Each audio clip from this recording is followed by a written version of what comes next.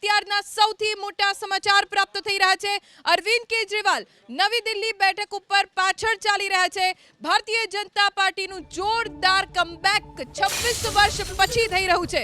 દિલ્હીનો કિલ્લો કેજરીવાલ માટે ધ્વસ્ત થઈ ગયો છે। દિલ્હી વિધાનસભાની ચૂંટણીમાં અરવિંદ કેજરીવાલ હારે તેવા સ્પષ્ટ સંકેત અને એટલે જ કેજરીવાલના ભવિષ્ય ઉપર પ્રશ્નાર્થ ચિહ્ન મુકાઈ ગયું છે કે હવે કેજરીવાલનું શું થશે। દિલ્હીનો કિલ્લો કેજરીવાલ માટે મુશ્કેલ સાબિત થઈ રહ્યો છે।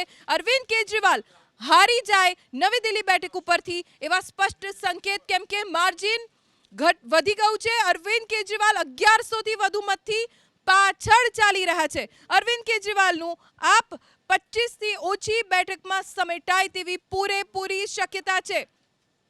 ત્રણ વખત દિલ્હીમાં આમ આદમી પાર્ટીએ સત્તા મેળવી, અરવિંદ કેજરીવાલ મુખ્યમંત્રી રહ્યા અને હવે આમ આદમી પાર્ટીની 2025 વિધાનસભાની ચૂંટણીમાં એવી હાલત થઈ છે કે 25ની અંદર જ સમેટાઈ જઈ શકે છે આમ આદમી પાર્ટી।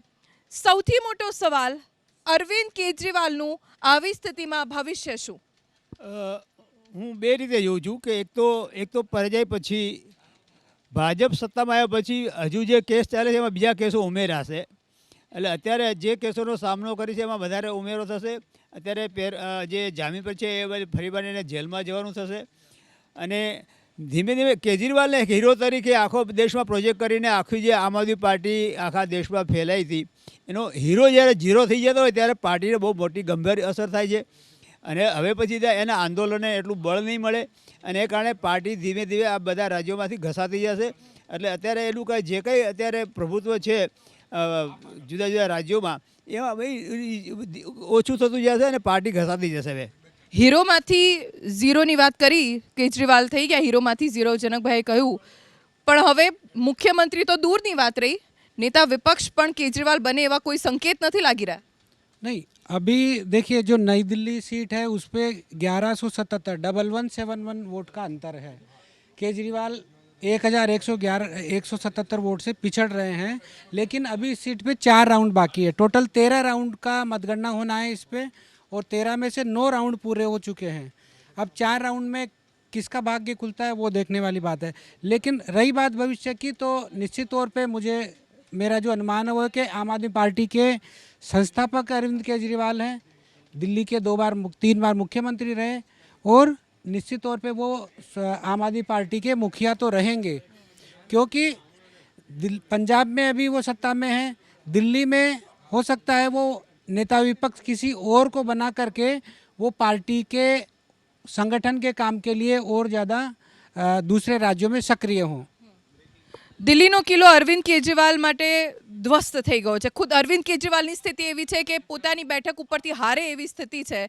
સવાલ એ છે શું થશે આમ આદમી પાર્ટીનું? નેતા વિપક્ષ કોણ બનશે હવે? નેતા વિપક્ષ અત્યારની જે સ્થિતિ જે છે અને જે રીતના 9મા રાઉન્ડને અંતે જે છે એ રીતે વધારેમાં વધારે ચાન્સ તો મનીષ સિસોદિયાના જણાય છે, કારણ કે એ રીતે એક પહેલેથી જ એ સતત આગળ રહ્યા છે અને જીતવાની પૂરી સંભાવના છે। અને એ રીતે જોતાં સ્ટ્રેટેજિકલી માનો કે જે કંઈ પરિણામ આવે કે અરવિંદ કેજરીવાલ જીતે કે હારે એ આમ આદમી પાર્ટીને જાળવવા માટેનો પ્રયત્ન કરશે અને બાકી મનીષ સિસોદિયા એ વિધાનસભાનો મોરચો સંભાળશે એવી પ્રકારની અત્યારે સ્થિતિ જણાય છે। બાકી આમ આદમી પાર્ટીનો જે કંઈ એક આખી આભા હતી અને આમ આદમી પાર્ટી માટે જે કહેવાતું હતું એ આ દિલ્હીની ચૂંટણીએ સાવ ઝીરો કરી નાખ્યું અને પંજાબની અંદર પણ હવે શું પરિસ્થિતિ સર્જાશે એ પણ પ્રશ્નાર્થ રહેશે। અરવિંદ કેજરીવાલ પાછળ, આતિશી પાછળ, સત્યેન્દ્ર જૈન પાછળ, મનીષ સિસોદિયા અને ગોપાલ રાય આગળ ચાલે છે। શું ભવિષ્ય આમ આદમી પાર્ટીનું? બિલકુલ, જે મનીષ સિસોદિયા એકમાત્ર જે 2400 મતોથી આગળ છે જંગપુરામાં એમને થોડોક મદદ એ મળે છે। પડપળગંજથી છોડવાની સીટનો એક ફાયદો એમને મળે છે। એમની સામે જે ઉમેદવાર છે એ ટેકનિકલી બીજેપીના નથી, કોંગ્રેસથી આવેલા મારવા ફેમિલી છે, 15 વર્ષના જૂના વિધાયક છે, પણ મનીષ સિસોદિયાને પ્લસ અપર હેન્ડ છે કારણ કે અહીંયા 22,000 મુસ્લિમ મતો છે, એટલે એ જીતે એવું બને। બાકી કેજરીવાલના જે 4 જે બૂથો બાકી છે, જેટલી મારી પાસે માહિતી છે એમાં પણ કેજરીવાલને વોટ ઓછા મળે એવા જ બૂથો છે। અરાઉન્ડ 2,000 થી 3,000 વોટનું રિઝલ્ટ રહેશે। આતિશી સવારથી એક પણ વાર આગળ થયા નથી, તો 2 પ્રમુખ ચહેરા પાછળ થવું એટલે મનીષ સિસોદિયા એકમાત્ર ચહેરો અહીંયા આગળ થશે। આમ પણ હારે કે જીતે સરકાર ના હોય એટલે કેજરીવાલ દિલ્હી છોડીને બહાર જશે અને ભલે દિલ્હીની વાત કરતા હોય, આની અસર પંજાબમાં પડશે, એના સીએમને પણ ઇફેક્ટ પડશે, એ 100%ની વાત છે. આ તમે દિલ્હીમાં ગુજરાતનો બદલો લીધો આમ આદમી પાર્ટી પાસેથી, એ જે કોઈ વોટ શેર તમને મળ્યો એ 10 જેટલી આમ આદમી પાર્ટીની બેઠકો ઉપર તેની અસર થાય એમ હતી, એ જો આંકડામાં પણ દેખાય છે. નહીં, બદલો લેવાની રાજનીતિ કોંગ્રેસ પાર્ટીમાં છે નહીં. અમે લોકો કોંગ્રેસ પાર્ટીના અધિકાર છે અમારું, ત્યાં કોંગ્રેસ પાર્ટી વર્ષોથી ચૂંટણી લડતી આવી છે, દિલ્હીમાં અમારી સરકારો રહેલી છે. અમે સ્વતંત્ર રીતે ચૂંટણી લડવાના હકદાર છીએ, ચૂંટણી લડાય છીએ તાકાતથી, અને ચૂંટણી હંમેશા સત્તા પક્ષની સામે જ લડાય. સત્તામાં આમ આદમી પાર્ટી હતી તો એની સામે ચૂંટણી મજબૂતીથી લડાય છીએ, અને કોંગ્રેસ પાર્ટી મજબૂતીથી લોકોના મુદ્દે લડી છે અને આગળ પણ લડતી રહેશે. ઓકે, ભારતીય જનતા પાર્ટીને એક જ સવાલ હોય, હવે મુખ્યમંત્રી કોણ બનશે? ભારતીય જનતા પાર્ટીમાંથી કોઈ પણ કાર્યકર છે એ મુખ્યમંત્રી બનવા માટે લાયક છે. કોઈ પણ એક એવા દિલ્હીવાસી બનશે કે જે દિલ્હીનું હિત જોઈ શકે. ખાસ કરીને જ્યારે કેજરીવાલે 31 ગણા ખર્ચ માત્ર 4 જ યોજનામાં કરેલા, આ CAGનો રિપોર્ટ છે, કેગનો રિપોર્ટ છે. આ સ્થિતિમાં માત્ર મુખ્યમંત્રી કોણ બનશે એટલું જ નહીં, પરંતુ જે લોકો આવી અને આ પ્રકારની સ્થિતિમાં જે સુધાર લાવશે, ખાસ કરીને પ્રદૂષણની જે સૌથી મોટી સમસ્યા દિલ્હીવાસીઓ માટે છે, એ સૌથી મોટી સમસ્યાનું નિરાકરણ લાવવામાં આવશે. અને ખાસ કરીને જ્યારે શુદ્ધ પાણી, શુદ્ધ જળ અને શુદ્ધ રહેણાંકની વાત કરીએ, કચરાના ઢગની વાત કરીએ તો કુતુબ મિનાર પાસે 8-8 મીટર મોટા ઢગલા થઈ ગયા છે. આ સ્થિતિને ખૂબ જ સારી રીતે દિલ્હીવાસીઓ માટે પ્રસ્તુત કરવામાં આવશે, જે પણ વ્યક્તિ બનશે. જો કોંગ્રેસ એમ કહે છે કે અમે બદલાની રાજનીતિ તો નથી કરતા, પણ આ બદલો નથી તો શું છે? ભલે અમે આગળ ના આવ્યા, પણ આમ આદમી પાર્ટીને અમે પાછળ કર્યા. નહીં, અમે ઇલેક્શન લડીએ છીએ તો અમે અમારા મુદ્દાઓને લઈને ઇલેક્શન લડ્યા છીએ, એમાં બદલાની વાત નથી. ભાજપના જે મિત્રએ વાત કરી કે અમે અમારા મુદ્દા, ધારો કે શુદ્ધ હવા, તો મને નવા એ લાગે છે કે હવા ક્યાંથી લાવશે? શું બીજા ઉપગ્રહ ઉપરથી સીધું કનેક્શન કરીને લેશે? શું કરશે? એમની પાસે એનો કોઈ પ્લાન જ નથી. આ એ કરવા જઈ રહ્યા છે જે મોદી સાહેબે કહ્યું હતું કે હું ગંગાને શુદ્ધ કરી દઈશ. 28,000 કરોડ રૂપિયા વાપર્યા પછી પણ આજે ગંગા એટલી જ ગંદી છે જે શુદ્ધ કરવાના દાવા વડાપ્રધાનશ્રીએ કર્યા હતા એ સાબિત નથી કરી શક્યા. તો દિલ્હીને આ લોકો શુદ્ધ યમુનાને કઈ રીતે શુદ્ધ કરશે અને શુદ્ધ હવા પાણી કેવી રીતે આપશે, એ મને હજુ નવાઈ લાગે છે. જો ભારતીય જનતા પાર્ટીની હમણાં એક ટ્રેન્ડિંગ સ્ટ્રેટેજી છે, 2 નાયબ મુખ્યમંત્રી 1 મુખ્યમંત્રી. દિલ્હીમાં શું ફોર્મ્યુલા આવી શકે છે? દિલ્હીમાં સ્ટેબલ ગવર્મેન્ટ આવી રહી છે. દિલ્હીની અંદર CMના ફેસ અનેક લોકો છે. ભારતીય જનતા પાર્ટી એનું મોવડી મંડળ આપણે જોયું છે કે કોઈ પણ કાર્યકર્તાને એ મુખ્યમંત્રી પણ બનાવે છે, ઉપમુખ્યમંત્રી પણ બનાવે છે, અને એનું પરફોર્મન્સ પણ સારું હોય છે. એટલે અત્યારે હાલ કહેવું કે મુખ્યમંત્રી કોણ, તો એ પ્રદેશ મોવડી મંડળનો વાત છે, પરંતુ અનેક નામો એને સોશિયલ એન્જિનિયરિંગથી જોઈએ કે એક સક્ષમ નેતાઓ તરફથી જોઈએ તો દિલ્હી પાસે ભારતીય જનતા પાર્ટી પાસે નેતૃત્વ કરવાવાળા અનેક લોકો છે. વિનોદ ભેદોડીની વાત કરીએ, મનીષ વર્માજીની વાત કરીએ કે પ્રવેશ અને દુષ્યંત ગૌતમજીની વાત કરીએ, આવા સિનિયર લોકો પણ દિલ્હીમાં ખૂબ સારા લીડથી આગળ વધી રહ્યા છે. એટલે ભારતીય જનતા પાર્ટી પાસે વહીવટ કોણ કરશે એ તો પ્રશ્ન જ નથી. સુંદર વહીવટ આપવાની વાત છે અને સુંદર વહીવટ ભારતીય જનતા પાર્ટી આપશે. ભારતીય જનતા પાર્ટીએ આ ચૂંટણીની વાત કરું તો આપને તો સ્વાભાવિક છે એમના ઠગી વચનોના કારણે તેઓ હાર્યા છે, પરંતુ કોંગ્રેસનો રકાસ જોવા જેવો છે. કોંગ્રેસ ક્યાંય નથી. કોંગ્રેસ એકમાંથી પણ હજુ 0 પર ચાલી રહી છે. તો આ દેશ માટે મોટો મેસેજ છે કે કોંગ્રેસ સંપૂર્ણ સફાયો થઈ રહ્યો છે, અને કારણ કે અવિશ્વાસુ પાર્ટી છે, એના સાથી પાર્ટીઓ સાથે વિશ્વાસ નથી કરતી. જ્યારે આદરણીય નરેન્દ્રભાઈ મોદી ઉપર વિકાસ અને જે કહે છે કરી શકવાની ક્ષમતા હોવાના કારણે આ વોટ મળ્યા છે. જો ભારતીય જનતા પાર્ટીના કાર્યકરોમાં ઉત્સાહનો માહોલ છે, ઉજવણી પણ સતત આપ જોઈ રહ્યા છો. આમ આદમી પાર્ટીને અહીંયા બહુ મોટો ઝટકો દિલ્હી વિધાનસભાની ચૂંટણીમાં, કેમ કે માત્ર 24 બેઠક ઉપર આમ આદમી પાર્ટી આગળ છે. રમેશ બિધુડી, જેમણે ABP ન્યૂઝ સાથે ખાસ વાતચીત કરી, શું કહ્યું તેમણે સાંભળીએ. रमेश बिधूड़ी मौजूद हैं। बिधूड़ी साहब, कालका जी सीट से आप आगे चल रहे हैं, हालांकि मार्जिन अभी बहुत बड़ा नहीं है, आप इसे संतोषजनक मानते हैं? देखो, राजनीति में भी और लोकतंत्र में भी जनता का मैंडेट जो होता है, उनकी सोच का होता है, वो संतोषजनक ही होता है, कितना भी हो। अपने अनुसार जो भी उन्होंने मैंडेट दिया है वो संतोषजनक ही है। तो इसलिए इसमें कोई ज़्यादा ऊपर करना उन्हें ठीक नहीं होता। 51 होते हैं, 51 से ऊपर अगर लोग मैंडेट दे रहे हैं तो ज़्यादा लोग लाइक भारतीय जनता पार्टी को कर रहे हैं। अच्छा, ये बताइए कि जिस तरह के नतीजे बीजेपी के पक्ष में आ रहे हैं, ये लगता है आपको कि सीटें अभी और बढ़ेंगी? बिल्कुल एक्सपेक्टेड यही था। 10 साल का जो आपदा पाप दिल्ली ने भोगा है, दिल्ली की हालत देखिए आप कैसी हो गई है। ये भी जनहित के लिए लोकतंत्र का 14 स्तंभ होने के नाते मीडिया को दिखाना चाहिए, बताना चाहिए कि दिल्ली में 10 साल में पानी एक बूंद क्यों नहीं बढ़ाया गया, दिल्ली की सड़कें क्यों टूटी पड़ी हैं, दिल्ली जाम से क्यों जूझ रही है, दिल्ली पॉल्यूशन के दौरान 1200 AQI हो जाना और 5 साल लोगों की उम्र कम होना, ये दिल्ली केजरीवाल साहब खांसते आए थे और हमें भी खांसना पड़ रहा है। ये जीत किसकी है? मोदी जी के चेहरे पर वोट पड़ रहे हैं? बिल्कुल मोदी जी पर लोगों को विश्वास है कि मोदी जी दिल्ली का भला कर सकते हैं, दिल्ली का विकास कर सकते हैं, देश का विकास मोदी जी ने किया है।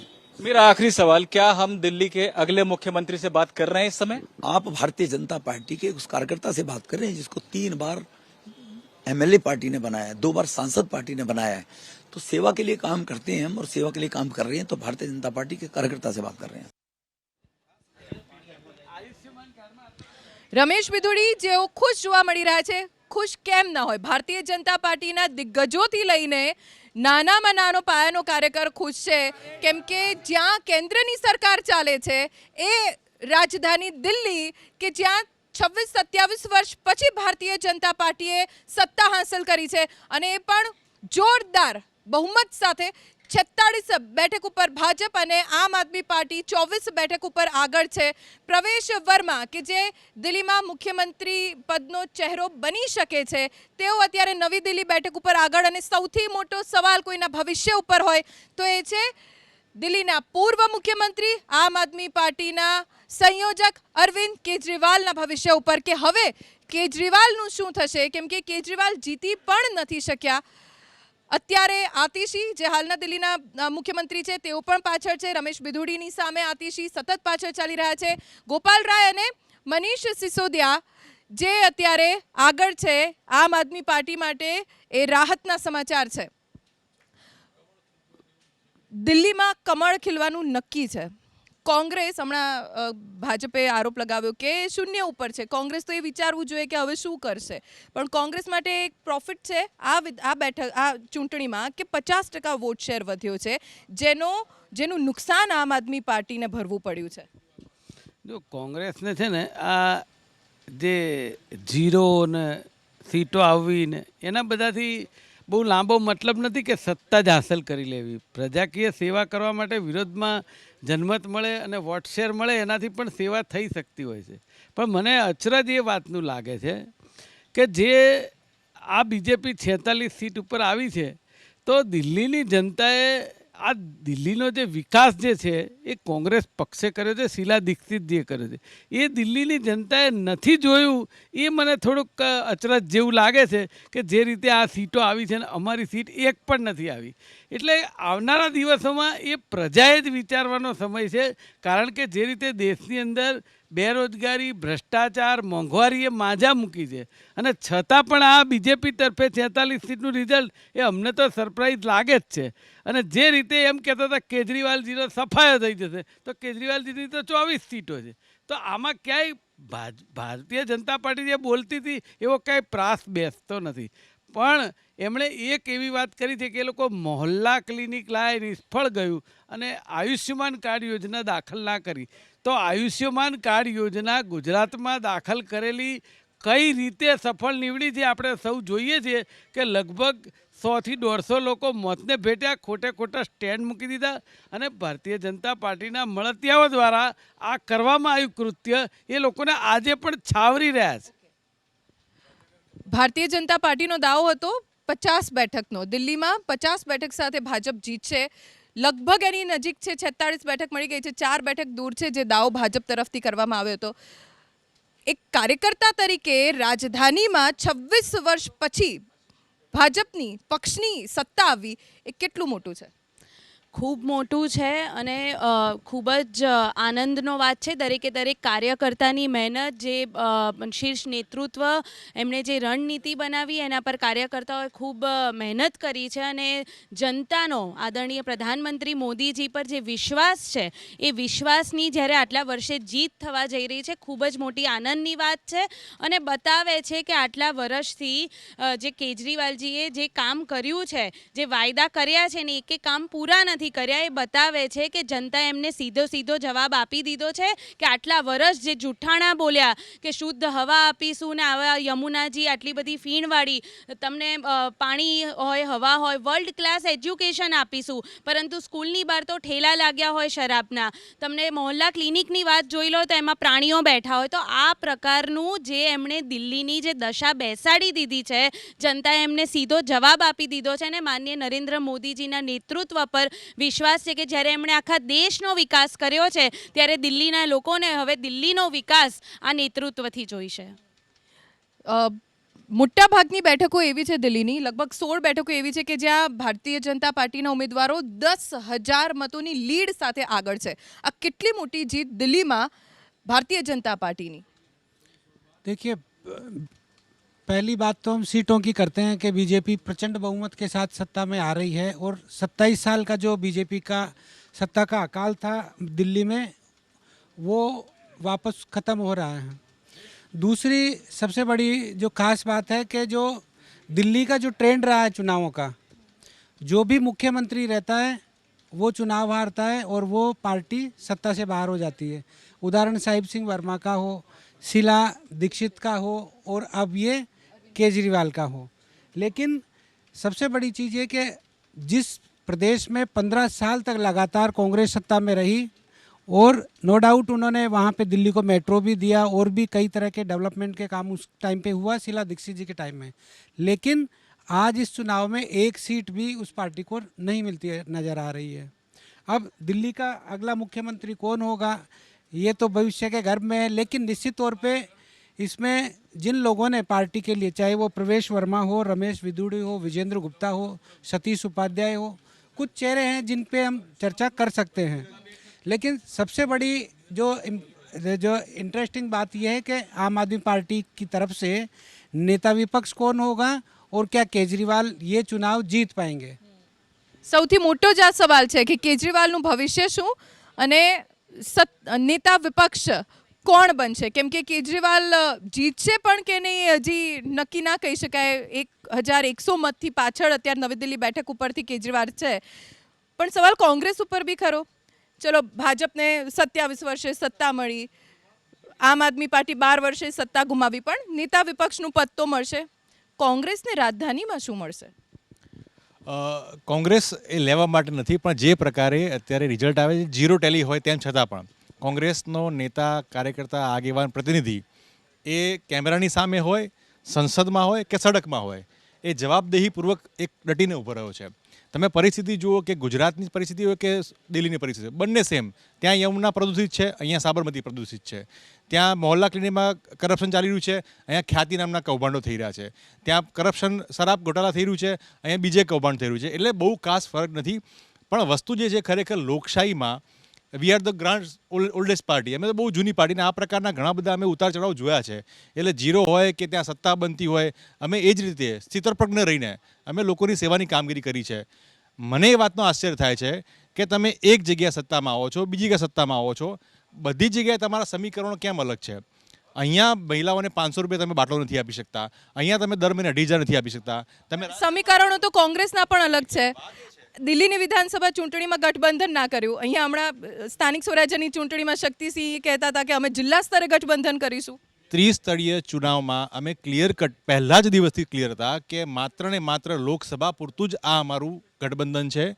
અમે રાજકીય પક્ષ ચલાવી રહ્યા છે બેન. આ કોઈ કહેવાય ને કે ભાઈ કોઈ NGO નથી. કે અમને ફંડ મળે તો જ અમે કામ કરીશું. 0 સીટ હશે તો પણ અમે કામ કરવાના છીએ અને લોકોને પ્રશ્નોએ અવાજ ઉઠાવવાના છીએ, સડકમાં હોય કે સંસદમાં હોય. એટલે હાર જીતની વસ્તુ અલગ છે. અમે અહીંયા પણ બહુ સ્પષ્ટ કહ્યું હતું કે જે અત્યારે સત્તા પર બેઠેલું છે એ ખરેખર લોકોના પ્રશ્નોનું કામ નથી કરતું, માત્ર કૌભાંડ કરી રહ્યું છે. અને એને હરાવવા માટે જે કોઈ પણ અમે સાથે આવશે એના માટે અમે કામ કરીશું. વાત એ છે કે આટલી સત્તા 30 વર્ષ તમને ત્યાં 10 વર્ષ આપી હતી આમ આદમી પાર્ટીને, ત્યાં તમે આ જ કર્યું છે. અહીંયા 30 વર્ષ સત્તા બીજેપીને આપી છે, તેમ છતાં પણ એ લોકોને નથી મળ્યું. વાત એ છે કે તમે લોકશાહીમાં તમે જીતો છો એ સેવા માટે જીવો છો, પણ ત્યાં આમ આદમી પાર્ટી મેળવવા માટે જીવી રહી હતી, અહીંયા બીજેપી મેળવવા માટે જીવતી રહી છે. વાત એ છે કે લોકોને કશું મળતું નથી. નહીં, પણ કોઈકને સેવા કોઈકને મેવા, પણ કોંગ્રેસને તો સાવ 0 જ મળી ગયું છે. 10 રાઉન્ડ પછી કેજરીવાલ 1800 વોટથી પાછળ છે. કેજરીવાલની બેઠક ઉપર એટલે નવી દિલ્હી બેઠક ઉપર 3 રાઉન્ડની ગણતરી બાકી છે અને અરવિંદ કેજરીવાલ સતત પાછળ છે અને પાછળ હોવાનું માર્જિન પણ ખૂબ વધી રહ્યું છે. પહેલા 1100 મતોનું માર્જિન હતું, હવે 1800 મતોનું માર્જિન છે. એટલે સ્વાભાવિક રીતે જ આમ આદમી પાર્ટીમાં ટેન્શન વધી ગયું હશે. આ સૌથી મોટું અપસેટ કહેવાય કે આતિશી ના ચાલ્યા, અરવિંદ કેજરીવાલ પાછળ, સત્યેન્દ્ર જૈન પાછળ, કેજરીવાલ, મનીષ સિસોદિયા પણ અત્યારે પાછળ છે. મનીષ સિસોદિયા પણ અત્યારે પાછળ ચાલી રહ્યા છે તેમના વિધાનસભા બેઠક ઉપરથી. દિલ્હી વિધાનસભાની ચૂંટણીને લઈને સમાચારો આપના સુધી પહોંચાડતા રહીશું. દિલ્હી વિધાનસભાની ચૂંટણી સૌથી મોટો ઝટકો કોઈને લાગ્યો હોય તો આમ આદમી પાર્ટી અને અરવિંદ કેજરીવાલને સુપડા સાફ થઈ ગયા છે. દિલ્હી વિધાનસભામાં આમ આદમી પાર્ટીના બધા જ દિગ્ગજો એકમાત્ર ગોપાલ રાય સિવાય પાછળ છે. કેજરીવાલ નવી દિલ્હી બેઠક ઉપરથી પાછળ ચાલી રહ્યા છે અને હજી પણ તેઓ લીડ નથી મેળવી શક્યા. ગોપાલ રાય સિવાય આમ આદમી પાર્ટીના તમામ દિગ્ગજો, મોટા ચહેરા, જેમાં કે મુખ્યમંત્રી આતિશીનો પણ સમાવેશ થાય છે. કાલકાજી બેઠકથી આતિશી પણ પાછળ છે. મનીષ સિસોદિયા જંગપુરા બેઠક ઉપર પાછળ છે. એકમાત્ર ગોપાલ રાય એ સિવાયના આમ આદમી પાર્ટીના જે ચહેરાઓ છે, મોટા ચહેરાઓ, જેમના નામે આમ આદમી પાર્ટી મતો માંગતી હતી, ચૂંટણી જંગમાં ઉતરી, એ તમામ અત્યારે પાછળ છે. જ્યાંથી અરવિંદ કેજરીવાલનો ઉદય થયો, જેમની સાથેથી અરવિંદ કેજરીવાલે આમ આદમી પાર્ટીની શરૂઆત કરી હતી, अन्ना हजारे, શું કહ્યું તેમણે સાંભળીએ. मैं पहले से बताता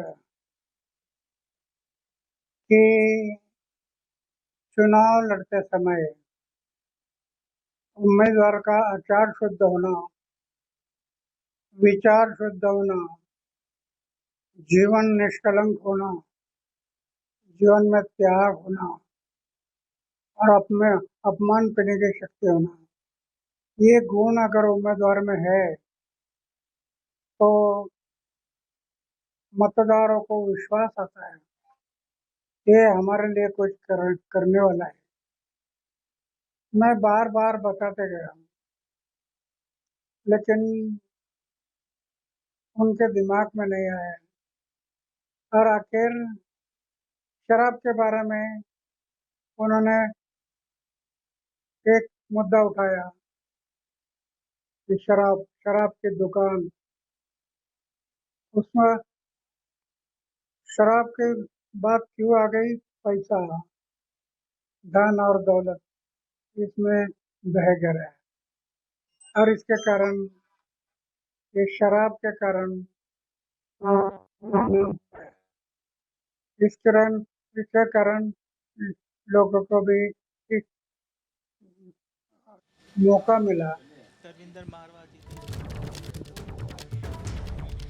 સૌથી મોટા સમાચાર અત્યારે પ્રાપ્ત થઈ રહ્યા છે જંગપુરાથી. મનીષ સિસોદિયાની હાર. જંગપુરામાંથી મનીષ સિસોદિયા ચૂંટણી જંગ હારી ચૂક્યા છે. છેક સુધી મનીષ સિસોદિયા આગળ રહ્યા અને છેલ્લા રાઉન્ડમાં મનીષ સિસોદિયાએ આ ચૂંટણી હારી છે, જે પહેલો ઝટકો આમ આદમી પાર્ટીને મળ્યો છે મનીષ સિસોદિયાના રૂપમાં.